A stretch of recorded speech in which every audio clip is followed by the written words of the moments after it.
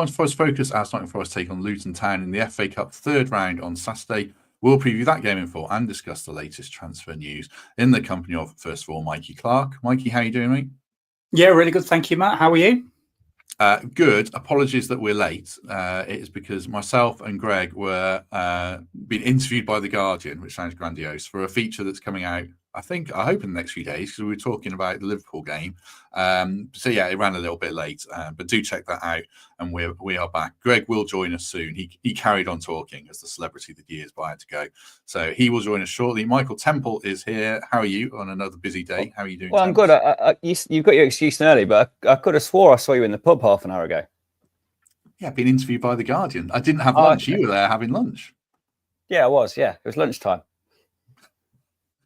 I've got my lunch, which I might eat part way through. Other crisp brands are available while these chaps are talking. Thinks he's Lineker now, Mikey. Yeah, it's big time. Same wage packet, probably. Crisp packet, size wage packet, yeah. Right, we'll talk about the Luton game, obviously. Team news, people mentioning the chat, Danilo will be on the bench, so we'll touch on that.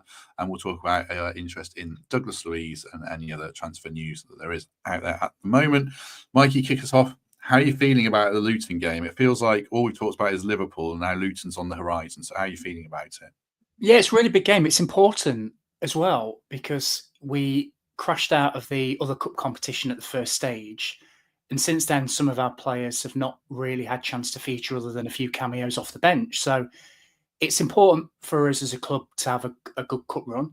Winning is a habit that breeds confidence. So if we can chalk up our 7th win in a row, that would be amazing. Plus, like I said, it's a great opportunity for some of the players that are knocking on Nuno's door wanting a start to show what they're all about. Confidence is running through the club, the team, the fans. In previous years, Luton at home might have made me a bit nervous. But when we'll talk about what's happened to them today as well, but I think this is a game where we should just go out and attack it, show what we're all about, hopefully score 1 or 2 goals, 3 or 4 goals even maybe, and get us into the next round of the cup. So great opportunity for us. And just I'm gutted to be missing it because I'm not in the country, but I'll obviously be following it from my travels. But yeah, really positive. Nothing to fear. Let's go and have a go at them, and let's see what some of these players are all about. Afternoon to everyone who's watching. Good to have 200 people with us already. Get well soon, Dan Birtwhistle, who I see is in the comments watching live for the first time. Good to have you on board, Dan. Luton have been absolutely chronic all season, Temps. I thought they'd be much better than they are. Rob Edwards has been sacked today, which seems like he's been on the horizon for a while. Just before we get into a bit of that and a few more specifics, I mean, how are you feeling about it, taking into account the season Luton are having? How are you feeling about this game? You talk about a sliding doors moment. We beat Huddersfield in the playoff final, and you think again about them being relegated and us not last year. Now they find themselves 25 points from 26 games in the Championship. Players like Chong and Colton Morris still there, but wholly ineffective compared to some of the plaudits they were getting last year. And of course, we have to be confident, even in a game where we're going to go in and pick almost a reserve 11 to prepare for Tuesday night. So I feel rightfully confident. It's a game on paper that we should come through. Full house at the City Ground and a FA Cup tie to enjoy. So yeah, without wanting to sound in any way arrogant about this one, I'm just totally relaxed and confident that we're going to come through the tie. Thank you very much, Anthony Stevens, signing up for membership. Appreciate that, Anthony, and everyone who's got on board with that of late as well.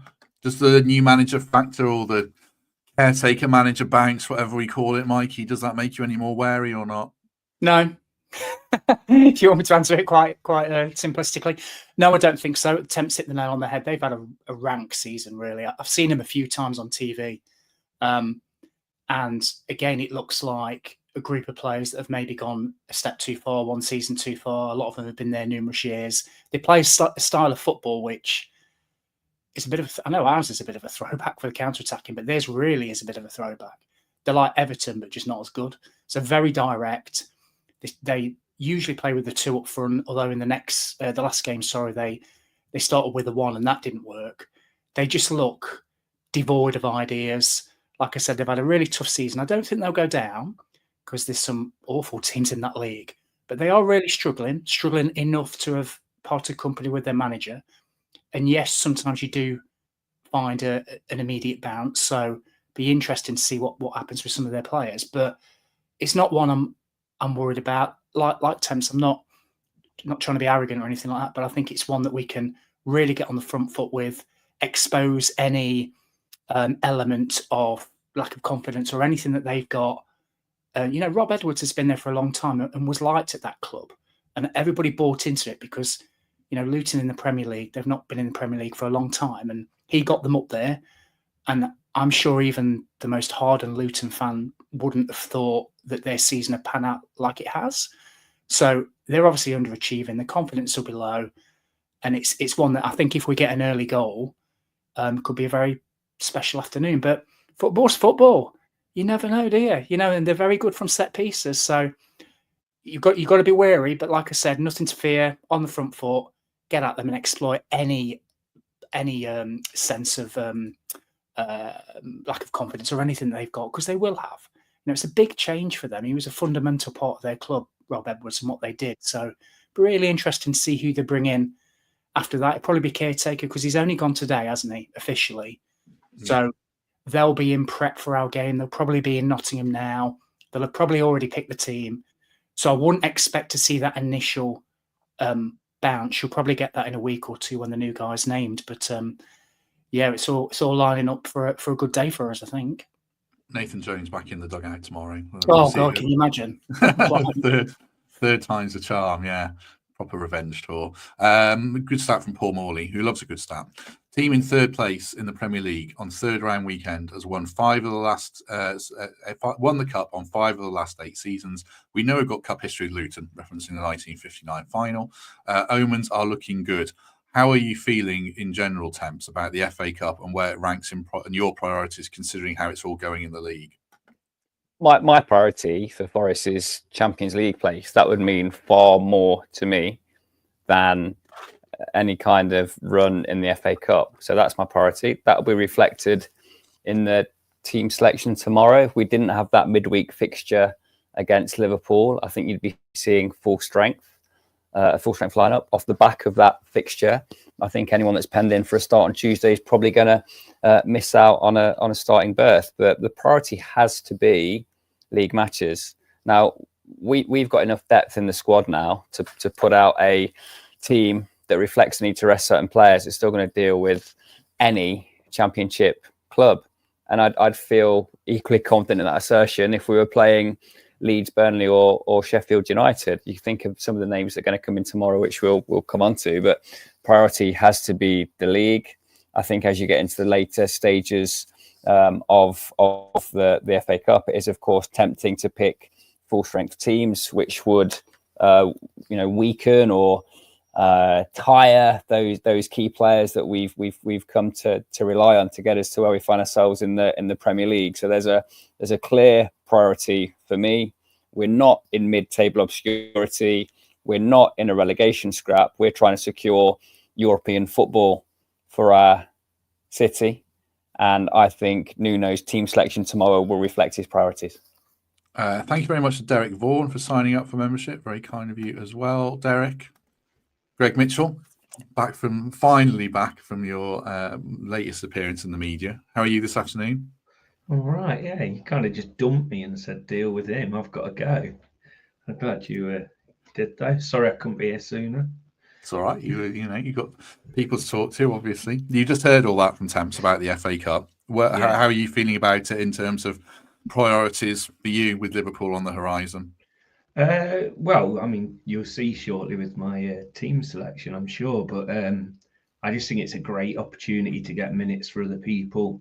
It's also a great opportunity to progress because Luton aren't anything like the side they were. And the biggest thing for me is getting fans in the ground that haven't been able to get tickets more recently. So that it'll just be a great day. But the priority now, we all know what it is, as Temp said, Champions League, which is absolutely crazy talking about it in a serious way now. But we're certainly in the mix. We've got a cushion. We just need to keep that cushion. And that's the priority now, bar none. Just before we go into our lineups, then we shall just take a word for the Trent Navigation. Yeah, here we go. Sorry, I couldn't find it before. Next home game after this one, obviously, is Liverpool. And then after that, we play Southampton. And then after that, on the 1st of Feb, we play Brighton, 12:30 kickoff. And there is a gig at the Nav, the Fun Boy 2, 80s, 90s club classics, bangers, anthems, floor fillers, straight after the final whistle at the City Ground from around 2:30 p.m. onwards. It's an afternoon set. It's free entry. I'm sure it'll be really good. Is that your vibe, Greg? That sounds amazing. There you go. You should be Mikey's going to be like as far away as possible, but it sounds superb, that does. There you go. Right up your street. Right street. Thank you very much to Nav for their support as ever. Right, people are doing their lineups in the chat, so we'll get on to ours. Me, Greg, and Mikey have done one. Temps was a late addition because his work's been mad all week. So he can do what Mark did last week and tell us where we've all gone wrong. I'll mark your homework, lads. Yes, please. Yes, please. We'll start with Mikey's and then do Greg's because they're super similar. In fact, they're basically the same, but just with one slight change. So we might even take them together. This was what Mikey submitted. Carlos Miguel in goal. Eric Da Silva Moreira right back. Willy Bolly and Morato centre backs. Alex Moreno left back. And then a midfield of Yates and Ward-Prowse with Jota and Sosa out wide and Dominguez playing as kind of the number 10 or nominal number 10 in behind Taiwo. And then I'll just put Greg's up as well. It's exactly the same, except he's just got Dominguez and Ward-Prowse switched around with Ward-Prowse as the more advanced midfielder. Talk us through it, Mikey. First of all, that's pretty much all change, I think, isn't it? No one started the previous game, so is that mostly with preservation for Liverpool in mind? Would you have picked a different team if we weren't as high in the league and playing Liverpool on Tuesday, I guess? Good questions. So I think it's just the one person that keeps his spot, which I think is Dominguez. So I think it's 10 changes from Wolves, if I'm right. So I would have made 11 if I would have had another option. The thing I was debating was whether to go to a back five like we did against Newcastle in the other cup competition and bring Zach Abbott in, which would have allowed me to rest Dominguez. However, like I said at the start, Luton played one up front in their last game and they've just lost their manager, and I'd be astounded if they come and stick two up front. So for me, I think you go with a back four. And to answer your other question, Matt, it's absolutely reflective of the incredible stuff that we're doing in the league at the moment. What I found quite interesting, I'm just reading some of the comments as well, just before I go into one or two specifics. In a WhatsApp group we're in, we debated the other night about whether we'd take an FA Cup win, so not reaching the final, but an FA Cup win, but miss out on Champions League football. And I think I was the only one that said, no, I want Champions League football. So I'd be interested to know what other people think. Like, winning a cup is special, and we've not won the FA Cup since '59. So maybe we can have that debate as we go through. However, I think it's an opposition that we can make 10 changes and beat for the reasons I said before. So my thinking is we go with a back four. Those guys that have not had much of a run out, poor Willy Bolly's played about 5 minutes up until the other day. So you go with that back four, get Moreno back in, Da Silva at right back. And then those three in midfield, Ward-Prowse, Dominguez and Yates. I think one of them will probably play against Liverpool. One of them, dependent on what formation we start. And then the two wingers, Jota and Sosa and Taiwo. And I'm so pleased for Taiwo. You know, the goal against Wolves, you saw the reaction of the other players. My God, he's a popular guy. And it meant so much to him. So I expect him to be absolutely flying in this game. And it wouldn't surprise me if he bags on Saturday. It wouldn't surprise me whatsoever. So that's how I go. Like I said, I did debate a 5, but I think it's a game that we're going to have, weirdly, more possession because we never have more possession. And I'd love to see those two wingers start and not have to drop in field like they'd have to do if we played a 5. So that's how I go. Mikey, your notable omission on the rotation basis is Hai Toffolo. Why no place for him? Well, do you know what? I did consider. I genuinely did. I just think Moreno, and I'm thinking of how we dealt with Salah at Liverpool. So I'm thinking, does Moreno start? Be really hard on Nico, wouldn't it? But if he doesn't start, I'm thinking I want to see him in the cup. I want to see him play 90 minutes, get back to his full self, and get back in that side, and not just be a brilliant cheerleader that he is, because he's a really good player. So I did debate. Toffolo's really unlucky, but I think that's probably Toffolo's role for the next 6 months, is as and when we kind of need. I think it's Alex and Nico that are battling out for that left back spot. People in the chat are discussing the Champions League v FA Cup thing. So we'll just do that before we go back to opticians. Opticians? Well, I don't know why I've said that. That's some kind of Freudian slip. Dr. Peg says Champions League. Lee says FA Cup. And then Derek says FA Cup as well. Steve says FA Cup. And Richard says Champions League around revenue and PSR. Just a few of the comments. You touched on it there, Temps, and I'll ask Greg as well. But you said you'd rather get in the Champions League, Temps. Is that because of the money?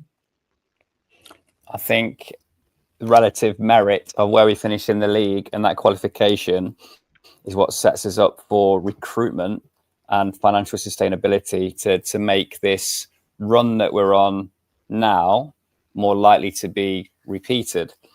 FA Cup win, geez, what a day that would be. Of course, it's something we'd all absolutely love, but does it fundamentally make us more attractive to players? Does it make us more financially secure, able to finance the retention of players? Even I don't think it does. I think if we secure Champions League football, there's a higher likelihood of us retaining Murillo, Milenkovic, Gibbs White, who are probably our 3 crown jewels at this moment in time. So that's the kind of long-term thinking as to why I think a Champions League qualification would be more important to the establishment of our football club as a top 8 football club than winning the FA Cup.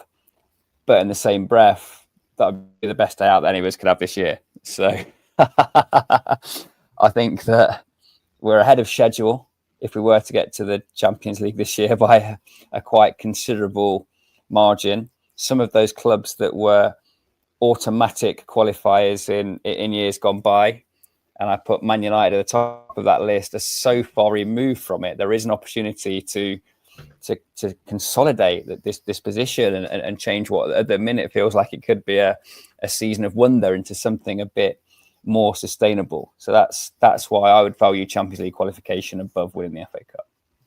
I know Pat does say, and he's right, that we should go for both. And Greg says he feels we can win both. I don't think we can, probably because of the depth of the squad. When you look at that team, if we had to play backup players all the way through, it would concern me. Same question to you, Greg. Players love and look back on the medals and everything, but the money could be transformational. How would you feel about it? I'm going to sit on the fence. The most likely scenario, which is crazy, is we make the Champions League. Yeah, which is just amazing to be in that position. So I'm just loving the debate and thinking we've got such an amazing chance now with the cushion already, and the fact that we're playing so well, and for us to not be in the Champions League would mean we're going to have a bit of a downwards fall. So I just think Champions League would be incredible.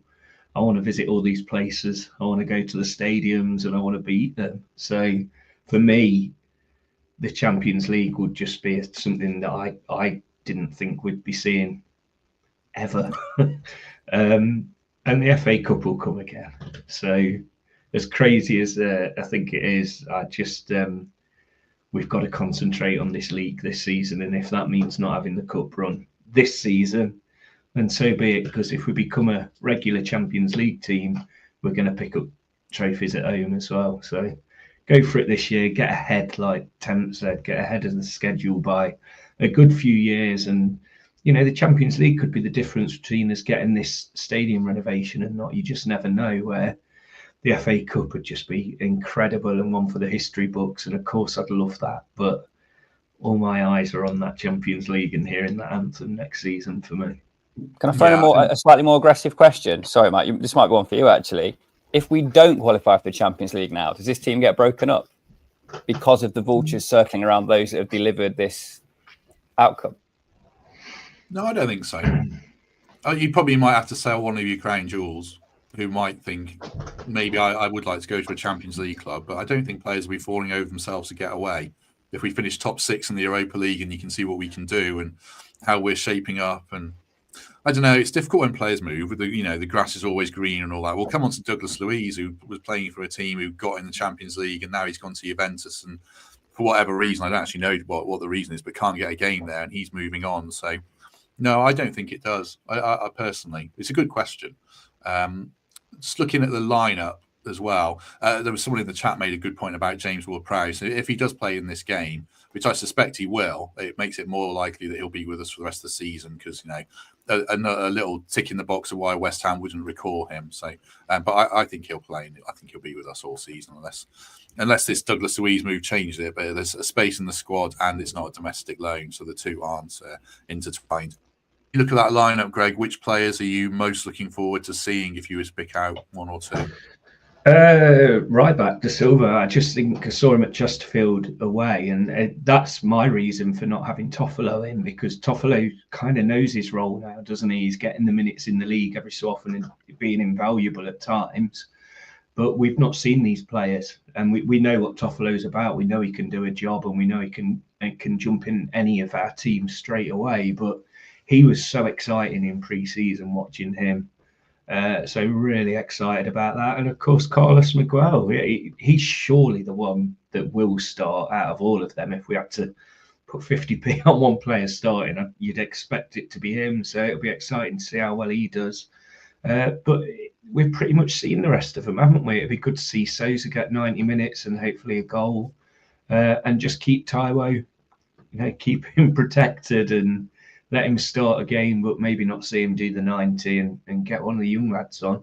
I'd love to see Abbott on the bench and, give him a try as well. This is what it's about. And if we start well and we have a good first half and get some goals ahead, which we should do, I know it's the FA Cup, anything can happen, then we can really see some of these fringe players get a good looking. Because, to be honest, you look at that team, and I don't think that team gets relegated from the Premier League. I think that team stays up quite comfortably still, which is crazy.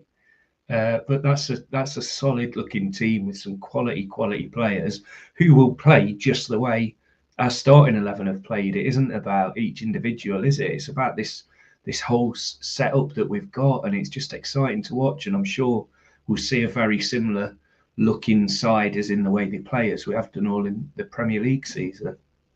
Where does that team finish in the Premier League, Mikey?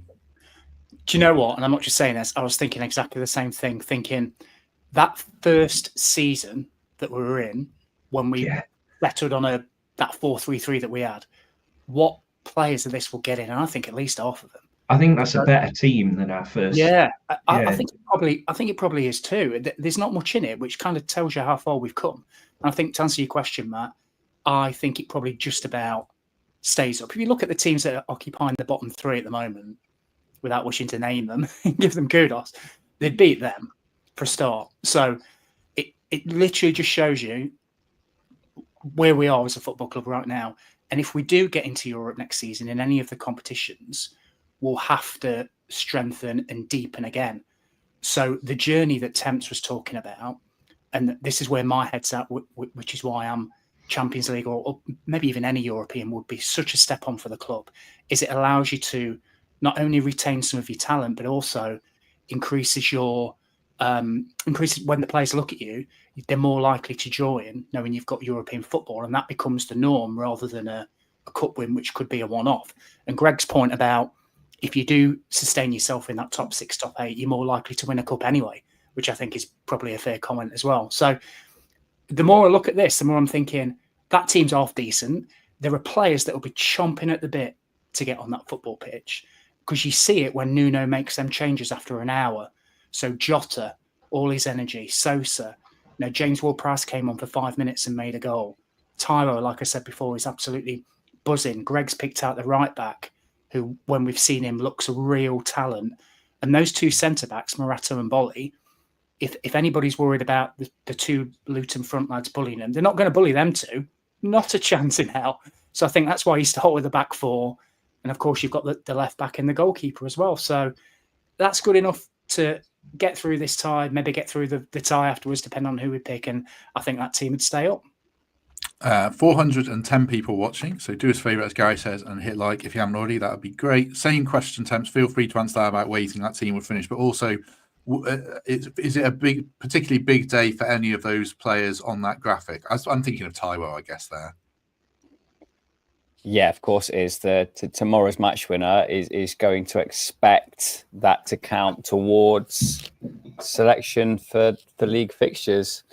I think that the competition for places in central midfield, in particular, when you're going to add Danilo's going to get 30 minutes tomorrow, and you add that to the mix, and Sangare not too far away, they have to take this chance. I think for the likes of Willy Bolly, his race is run in a sense. He's back up until the end of his contract, then he moves on. But players like Yatesy, obviously, I think Taiwo, they still have designs on their restoration to the starting team and proving themselves as Forest players. Probably that applies to Taiwo far more than Yatesy. Where will this team finish in the league? 15th, 16th. I think there'd be less consistent impact from the wing in this team. The creativity in central midfield isn't there compared to how it is when Morgan and Elliot Anderson are on the pitch, and can Morato and Bolly dominate like Milenkovic and distribute like Murillo? No, they can't, but they can certainly hold their own against Premier League strikers, and they can certainly be part of a team that succeeds against bottom six kind of sides. So yeah, I would back that team to stay in the Premier League. I think at the minute there's a relatively clear 12, 13 players that we're picking from, and of that bunch there, Dominguez is in it, and Morato's on the fringe of it. But I take us back to the cup game against Spurs a couple of years ago, where we found that Worrell-Bolly partnership that got us on a bit of a run when we're in a bad way. We've moved on a long way since there, but there will be players after this game that we're talking about, and I think it will influence Nuno's decision making when he's thinking ahead, not only to Liverpool, where I think he probably already has a clear plan in mind, but certainly to Southampton. Very good, very good. Just to point out, Carlos Miguel and Eric da Silva Moreira, I don't believe they're related. They look like identical twins, obviously, here, but yeah, a good one from Gary. Right, I'll put my graphic up as well. My team is what these lads have picked, to be honest. It's that kind of 11, but I've done a slightly different one just for consideration. So this would get Zach Abbott in the team. Carlos Miguel, and then a back three of Abbott, Bolly and Morato. Da Silva, Moreira and Moreno as wing-backs, Ward-Prowse and Yates in midfield to give Dominguez a rest, and then Jota Silva and Sosa either side of Awoniyi. Joe Gardner's someone I want to see get minutes as well, but we'll see on that. Temps, you've seen all the graphics, all what we've pitched there. Which one would you be leaning to? I think if you go back to the previous slide, the way you'd see that team lined up is with Dominguez nominally in a wing position, Jota Silva nominally in the 10 position, and James Ward-Prowse in that anchor partnership with Ryan Yates. That's how we've tended to deploy those particular players. I think that Dominguez gives you that ability to recapture the ball after you've lost it in the Luton third. So I think he'd be given far more license to press by nominally being listed on the right hand side of that three. So there'd be a slight shuffle there. I mean, look, we're picking this team, presuming we know the Liverpool side, right? And I think we're picking this team there. You boys thinking there's going to be a back four, and you're resting Murillo, Milenkovic, Nico, and Olaina. So if that is the case, and we're going to go flat back four and deploy Anthony Langa and Callum Hudson-Odoi against Liverpool on Tuesday night, then you're not far off with this team selection in front of you here. We'll do a full preview of Liverpool on Monday around the wingers and whether they play. It's a fair point and an interesting one to discuss. Are we all getting this is the wrong person to ask. Are we all getting a bit overconfident about this game, Greg, and setting ourselves up for a fall here, the way we're talking that we've almost already won it? No, I don't think I've ever felt like this about a Forest team. This is what Nuno's done over the past few months, hasn't it? And why not go confident? It's FA Cup, so anything can happen. You know, you get a League Two team beat a Premier League team often, every round, don't you? There's something crazy will happen, but I just genuinely don't feel like it's going to be us. Sold out City ground, just everyone's high as a kite at the minute, and it could be a great day. But yeah, anything can happen, but I don't see there being any harm in being confident and looking at that team and thinking it doesn't matter what Luton put against us, we should be able to beat them. Quick one on Willy Bolly, Mikey. He's been linked with a move away. I think Hull and Millwall were linked. would you let him go, or do you think there's more value in keeping him in the squad for the rest of the season? No, I wouldn't even consider it. I know you asked me a similar question about Alanga on another podcast, and I said the same. And I know I'm probably coming across as really stubborn. But as Greg says, we're in such an incredible position. The last thing I want to do is rip stuff up, even bit part players like Willy Bolly. And I'm being disingenuous to him then. Willy Bolly has made great impact in the last couple of games, and he's going to play on Saturday. And when, like I said before, when Morgan came off the pitch on Everton, I think the armband went to Willy Bolly. So that tells you how he's revered in this squad and with this management. You know, he is one of the team captains, as is Chris Wood, as are a few others. The last thing you do now is rip up something that's working so well. So I think his contract's end of the season, isn't it? Well, he probably wants a signing on fee anyway and wants to pick his choose. I don't see why he'd want to go and play middle of the Championship. I think for what he does, he knows his role now. When you watch bench cam and when you watch all the match day passes, he's the cheerleader, isn't he, on the bench? He's absolutely bought into it. And it only takes the removal of one or two of these good eggs, and it could have a bigger impact than maybe just what you see on the pitch. So for me, this window's not about getting in 3-4 players. It's just about keeping what we have and maybe enhancing it with one that we might talk about in a minute. And that's it. Because this team is a team, and Willy Bolly is a fundamental part of what's going off at the moment, albeit bits and pieces. When he comes in, he knows his role, highly respected, and he's an individual with so much experience that you can bank on him. So, for example, if we want to go to if we start with a back three, something happens against Liverpool, Willy Bolly comes on for 20 minutes. No one's panicking. Willy Bolly was our best defender last season. So I think he's just integral. And we've got, 4 or 5 months left of this season? Just don't rip it up. Keep what we've got, and that includes Willy Bolly. A couple of mentions for Andrew Omobamidele in the chat, Temps. He's not in my team because I think he's going on loan, and it feels like I'd rather give minutes to players who are more likely to be here. But if it was is it Bolly v Omobamidele? Could Zach Abbott get in there? Where do you think Omobamidele fits in at the moment? He's ahead of Zach Abbott, but behind Morato and Bolly, isn't he? So, yeah, I'd pick this side here. I rate Omobamidele. I think the success of the team has probably moved it past him, if that's fair. I don't think he was a player that we signed with top 6 in mind. He was a player that we thought would add depth and certainly add value with the age he was at and the games that he had under his belt. But he hasn't been used. Loan extremely likely. No need for him to be cup tied, even though I don't think that's a particular attraction to a Championship club. But I agree. I think Willy Bolly's the man for now, and he's the player that should get these minutes. Omobamidele needs a loan, and I'd be fully supportive of him finding that. Yeah, I think so. I think the loan situation is what clouds it. And maybe I'd have a slight rethink, but I think Willy Bolly suits a game against Luton as well, and the way they play their football much more than Omobamidele does. Right, just before we go on to transfer stuff, Greg, you have to go shortly. You've only dipped in and dipped out again. What's going on? Well, I mean, it was originally starting at 2, wasn't it? But no, I've got to go and take the dog to the vet and pick Laura up from work before that, so I'm running out of time. No worries. We'll let you go. Thank you very much. Enjoy the game. I assume you're there on Saturday. Yes, Saturday and Tuesday. Cannot wait. After the game on Saturday as well, I'm at the Kukumara's gig at Bodega. It's going to be amazing. Get your tickets. See you later. See you later. Cheers, mate. Right. I shall switch the background. And yes, we'll talk transfers in 1 second. But just before we do that, let me find the right slide for a word for home move estate agents. Have I even put this in? I don't know if I have. Yeah, here we go. Slick as ever.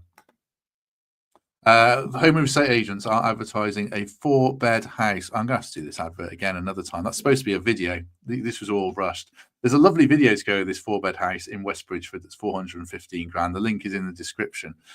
So I might come back and do that advert again later in the show because that was pretty horrible. Sorry about that. Right, let's move back to transfers. Mikey, Douglas Luiz, we've been linked with, loan move from former Aston Villa, now at Juventus. Both Manchester clubs have been offered his services, as well as Fulham. What do you think about the prospect of signing another central midfielder? He's number 6 who can play a bit more box to box. That kind of fits Forest. What are your general feelings on that?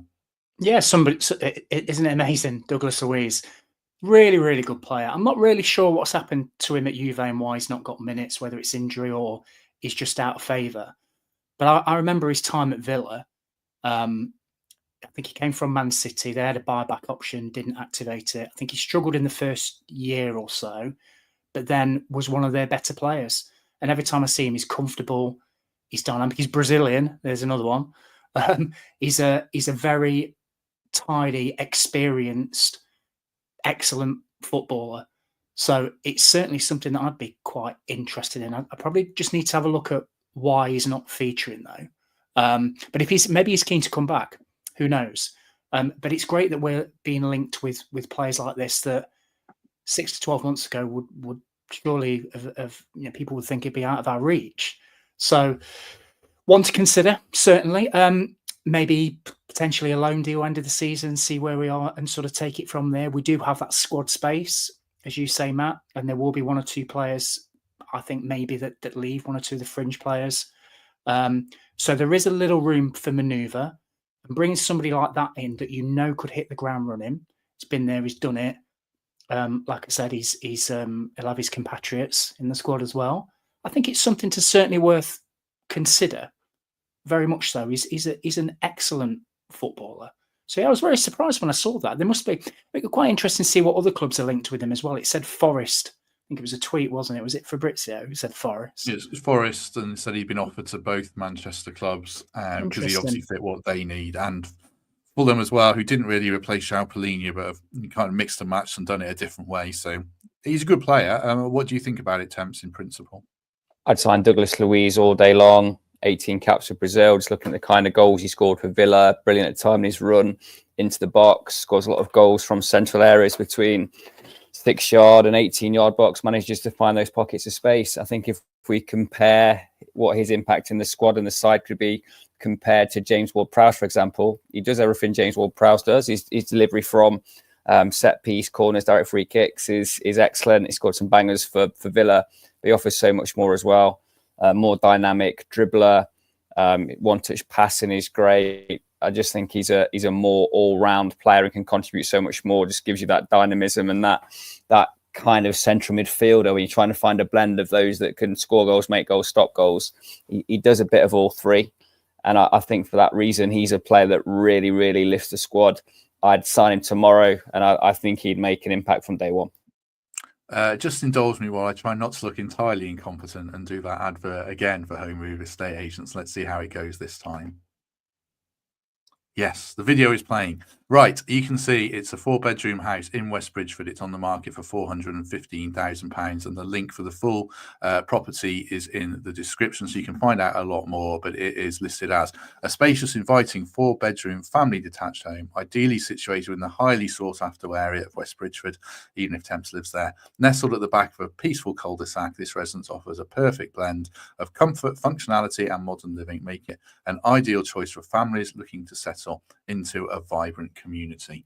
Vibrant community, Temps, the place to be, West Bridgford. Only Dion Dublin could have delivered that message better. I hope you've seen that YouTube clip of Dion saying stairs leading to the bedrooms on repeat. One of my favourites. But yeah, I enjoy living in Bridgford. And one of the main selling points, which you didn't mention there, you can have 6 points in the nav, 6 pints in the nav after a Forest game and still walk home. Exactly. Double adverts. Right. Transfer request withdrawn from Home Move Estate Agents, hopefully. Just going back to Douglas Luiz, Mikey, and the knock-on effect of signing someone, where would it leave, or who would be the odd man out most likely? Danilo is going to be on the bench on Saturday, which is great, and hopefully get some minutes. Tangare's sort of edging ever closer, I assume. Is Ward-Prowse the one potentially looking over his shoulder most for you? Maybe, or maybe Yatesy to start. But like I said, every challenge that Yatesy's ever had in his career has come through it. So brilliant. If it raises Yatesy's level, great. I think I'm with Temps. Douglas Luiz is such a controlled player, isn't he? I was thinking as Temps was talking, I just remember him sort of caressing the ball, and he glides over a football pitch. I think Temps is right. I think he would elevate as a level. So I tend to flip my thinking and not necessarily think, oh, it's going to be less minutes for Dominguez or less minutes for Yates or Ward-Prowse. I tend to think, what would it give the squad overall? And you get into a stage where in the season where you're going to have 2-3 games a week, certainly if we stay in the FA Cup, you're going to need players and rotation in all aspects of the system, especially midfield. And I think I think I've convinced myself. I think it's one that I'd absolutely certainly, I'd certainly look at potentially what we can do to bring him in. So, the more I think about it, and his experience that he's got as well could be invaluable in the running. Really could be, because he was part of the Villa team that qualified for the Champions League, wasn't he, last season? Yeah, and he was He a good player on penalties, on corners. Good footballer, can play different roles. Would you rather it was a loan? Oh, this is getting ahead of ourselves, Temps, but does a loan suit quite well if it does happen? Get him in by any means, whatever the way of doing it is. He's a player that improves our side and our squad, and I think he could generally force his way in. We've said, haven't we? We've got the depth now, and any time we sign a player that can improve our 11, we have to take note. And it's becoming increasingly difficult because so many central midfielders have stuck their hand up and made an account of why they shouldn't be left out. So it's going to be a struggle for Yatesy to get back in now, having been suspended. It's going to be a struggle for Danilo and Sangare to get themselves back in, having been injured. Players like Dominguez have come to the fore and just grasp opportunities that they've been given. So the manner of the deal, I think we can safely say, will be handled by our recruitment team, who have been the best recruitment team in the Premier League over the past 2 or 3 windows. So I'm not going to get into the minutiae of the deal, but if Douglas Luiz is available and the finance we think is there, get him in by any means, because we are on a mission to finish in the top 5 of the Premier League, and he'll help us do that. Last one on this deal, Mikey, more in principle, is this link would have looked pretty fanciful, maybe even 1 window ago. In fact, it would look fanciful 1 window ago, so you're going to Juventus, but you know what I mean? It shows, we are shopping in a slightly different market, and we're benefiting from continuing this run into January, and any good business we do now only enhances the chances of carrying it into, May and beyond into next season, I guess. It does. You buy and you loan and you improve from a position of strength. That's how ideally you should do it. The teams that are struggling and change their managers and their players always get the players and the support staff that nobody else wants. Whereas we've completely flipped now. So in previous windows where we're struggling to keep our heads above water, the players we can attract, not only because of our league position, but just because of what we're doing as a club, would be minimal compared to now. Now we're looking up. Now we are genuinely pushing for a European place. And now we're looking at different types of players that, as you said, Matt, would have been fanciful 6 months ago. So the way to sustain this and to keep it is to, like I said, expand and strengthen from this position. Doesn't mean go mad and get 5 or 6 players in on 300 grand a week. I don't mean that. But if somebody like Douglas Luiz is available and the deal works, and he's done it, and he's got the T-shirt, and his last club in England, he made them into a Champions League club. For me, it is a no-brainer, and he would improve the side, the starting 11, not just the squad. And like I said before, and I've said this 3 times by saying, he is Brazilian, right? And we've got a core of South American players. So, you've just given a house advert. He could live in that house. He could speak with all his Brazilian mates. And he could feel very settled and very at home, knowing that we're asking him to do exactly what he did for Villa for 4 or 5 months.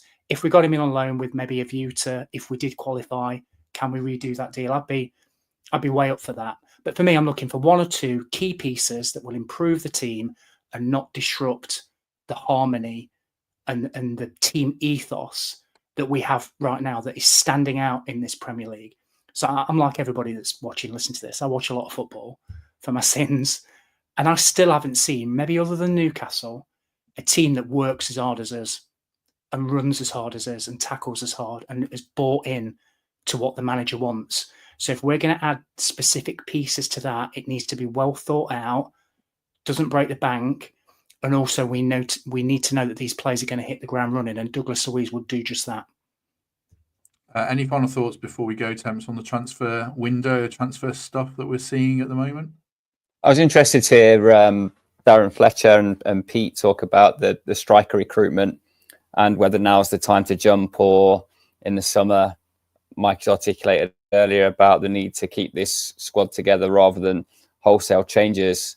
And the mix of the squad, we're unbalanced in the sense that we have two players who could feasibly start up front in the Premier League. I think within the 25, typically there'd be 3 or 4 there. I mean, perhaps over-index slightly with the stockpile of central midfielders, which would grow again if Douglas Luiz came. So we've got some difficult decisions to make there, because for balance, I think we probably do need to trim a central midfielder or two to make way for a striker or two.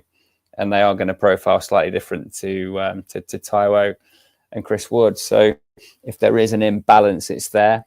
We've been blessed, haven't we, that Chris Wood and Taiwo have both been fit for a considerable number of games now, and one's been able to cover the other from the bench. As soon as one of those two went down, missed a month, let's say, I think we'd feel paper thin that one of them's going to have to play 90 minutes week in, week out in all but the rear-guard action of the last 20 minutes of a game where we're defending a 1-0 lead or whatever. So I think that's going to require an in and an out. And in addition to the Douglas Luiz type move, which is, fortuitously, opportunistically jumping on a player who's become available because of the circumstances at a club where they're not getting picked, needs first team football at a team on the up. Of course, we're going to look at Forest, and of course, we're going to be interested. But our front foot recruitment, I think, will involve similar moves to the back end of the last transfer window, where we were trying to get in another striker. And unfortunately, Jimenez and Mamouche, for whatever reason, turned us down, couldn't get that one across the line at that stage. I think that's a high priority for Forest in this window to secure a third striker. And I'm less convinced now than I have been that Taiwo will leave. Yeah, I think Taiwo might well stay. I think you're right. Mamouche, I saw he's strongly linked with Manchester City yesterday, which shows, how high his stock's risen, and we were shopping in the right market there. Jimenez is an interesting one to monitor. He's now gone from lobbying to say he wants to, stay, to he's putting, all the feelers out there through his agent in the media that he would go, and he'd probably go to Forest now. I don't necessarily blame him for that, because, we're a more attractive proposition than we were. So I wouldn't be against it. I suppose, Mikey, just before we go, the kind of forward we probably want is a Cody Gakpo or a Luis Diaz who can play a couple of different roles and can play as a 9 or can play out wide. Obviously, that's top tier stuff, but either of those two, mate. Either of those two be fine. Exactly. Or I saw Diogo Jota's getting mentioned in the chat as well. I mean, I'd take any of them. I'd take Darwin Núñez as well, even. But that kind of player. Yes. So I'm just laughing. I'll tell you what it tells me as well, just before I go into that. Marmouche, I hadn't really heard of him until we went for him. And I think we tried to get him in for about 30 million or something. He's now considerably worth a lot more than that. His stats are unreal. I think he can play anywhere in the front three as Gakpo and Diaz can. That tells me our recruitment team know what they're doing. If there's any doubt whatsoever, judging by the players that we've recruited in the last 2-3 windows, and the fact that the ones we're sniffing around but just can't get over the line, none of them are duds, are they? So I have full faith that if we do bring anybody in, this third striker, as Temp says, it will be somebody that's been thoroughly researched. We know all about them, and basically we've kind of come to agreement that isn't like bank breaking or anything like that. So it's sensible, because we don't want to go into any PSR issues like we had previously. You can chuck the kitchen sink at it, but not to the detriment of jeopardising what we want to do long term. Is kind of my view. But in terms of the striker, yeah, absolutely. January is not a great time to buy, is it? Because you only really get the ones that aren't featuring, and the ones that everybody wants, they tend to be really high in price. So for me, I'm with Temps in the fact that I think we do need another one. But I think realistically, if we want that game changer that Fletch talked about on Monday, if we want the one that comes in and can win a game on his own, that's at the right age bracket, that can complement Chris Wood and not necessarily end his career at Forest or relegate him to a bench player. That takes a bit of time, and I suspect that if we do qualify for the Champions League, that will probably happen in the summer. I'm sure there's a list. But knowing Marinakis, I don't know Marinakis, but knowing what I know of the ownership and the model and the comms that comes out from them, incredibly ambitious. So I'm not going to sit here and go, no, we're not going to get in anybody of any caliber, because if somebody comes available, as Temp says, they'll probably go for him. They probably will, if it fits within the structure, and I'd be all for that. But I would rather do what we did last window, which is don't buy for the sake of buying or just for bodies. If we do identify somebody, try and get them in the summer and just keep what we have at the moment, because it is working and we are doing excellently well, but we are thin on some areas. That has to be said. But no, I'm really pleased with what they're doing. I have utter faith, and I couldn't have said that a few years ago, I'll tell you, utter faith in the guys that are recruiting the players that we have. And I think the body of work, the proof's in the pudding, isn't it? Yeah, definitely. Colin mentions Emmanuel Dennis, who is that kind of player, but I just absolutely don't see it. I can't see him kicking a ball for us again, to be honest. Do you think we're still in for Kelleher? Is asked as well. Was it weird he didn't play the other night? I don't know. I think Alisson's just the number one there. Yeah, I think maybe in the summer, but not right now. I would say. And thank you very much, Andy, for signing up for membership. Really appreciate that very much. Right, Eddie Nketiah was a good miss. Eddie Nketiah is a funny one. I mean, we can't say he's a terrible player when we're praising our recruitment team for picking out all these players, and he was top of our list. So there is a player there. It just, the move hasn't worked out, I would say, at Palace yet. He was a good miss in the sense that Chris Wood's absolutely banging him in and everything's going really well. But I think that's a different conversation to Eddie Nketiah being the bag of crap that everyone seems to think he is. Temps, any final thoughts before we go? Well, Nketiah can't lead a line, can he? And I think that's what we need from our starting striker in a 4-5-1, 4-3-3. They need to be able to deal with the kind of ball that Morgan Gibbs-White pinged at Chris Wood to exchange headers with Anthony Langer and lob Jordan Pickford. That's a particular type of skill that perhaps goes underappreciated until you're watching someone like Chris Wood in this form week in, week out. So after all that cash spent and all that time courting him, Eddie Nketiah finds himself out of the team to a man mountain like Jean-Paul Mateta. So that's just part of the reality of what you need to be in certain systems to thrive in the Premier League.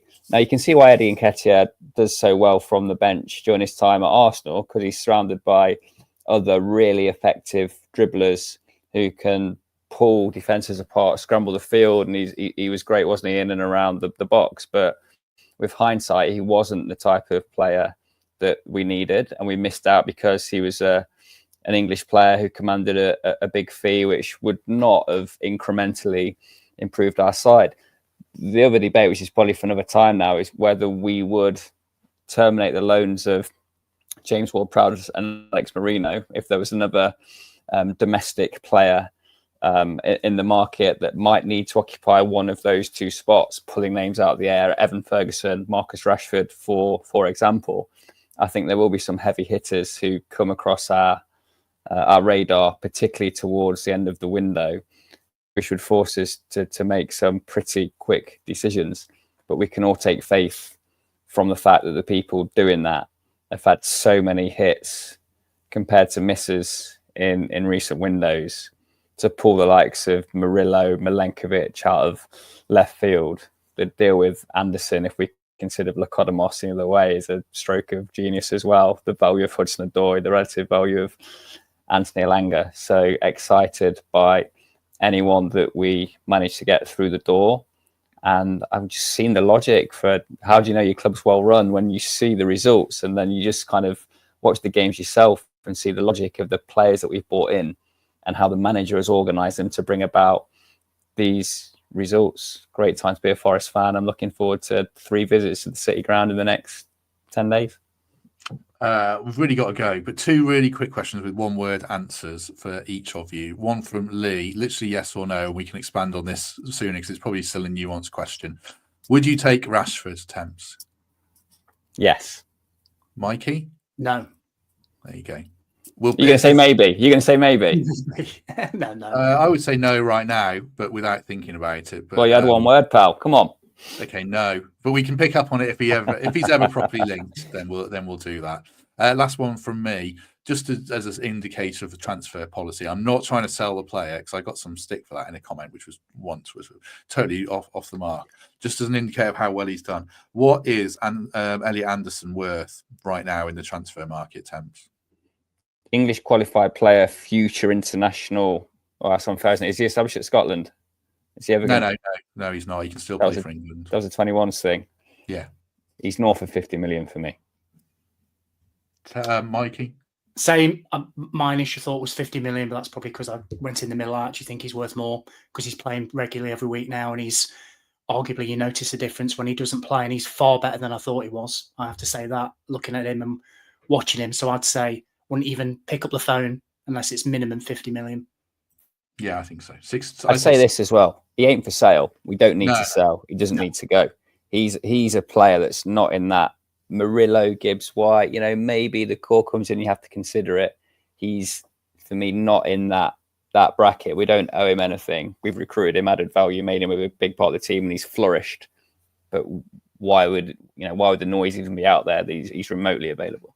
No, I know Liverpool were linked, but I don't see it. I ask it because people scoffed when we sort of initially thought we paid 35 million, then we found out we paid 20 or 15, and now we're asking what he's worth already, and I would say 60 million, something like that. And I think that figure potentially will only rise if we keep seeing him getting games and everything like that. We could do Elanga and we could do all the rest of the squad as well, Colin, but we really should go. These lads have probably got stuff to do, and I certainly do as well. So if you have enjoyed that, do us a favour and hit like, hit subscribe. I'm so bad at finding videos today. Right, hit like, hit subscribe. You can sign up for Patreon or channel membership, or just give us a 5-star review on iTunes or Spotify. I'm hoping we'll be back tomorrow with an opposition preview, but I can't get the person who came on last time because no one would watch, and I'm struggling to get an alternative Luton fans. There might not be one, but obviously I don't think we'll be playing them again next season, so that might be an anomaly with an apology from me, but I'll do my best. Definitely Saturday for the Luton post-match show, then Monday sort of Luton review, and then looking ahead more so to Liverpool, and then a busy day or a busy week all around the Liverpool game. So do join us for all that if you can. Temps, thank you very much. Cheers, fellas. Enjoyed the chat. Yeah, good stuff. Mikey, thank you very much. Cheers, Matt. Just want to say congrats to Forest women as well, winning last night 1-0. Thinking with a late goal, excellent. Like the whole City women's team, the men's team were all buzzing. So well done. Yeah, they won 1-0 against Burnley in extra time, which is a great result for them. Maybe they'll win the FA Cup, even if we don't. That'd be something. We'll take the men can take the Champions League, the women can take the FA Cup, and they're probably going to get promoted as well. So, yeah, all good stuff. Lee, thank you very much for the £10 at the end there. Very much appreciate that, and very good of you. Right, we shall go. If we don't see you tomorrow, hopefully we shall see you soon.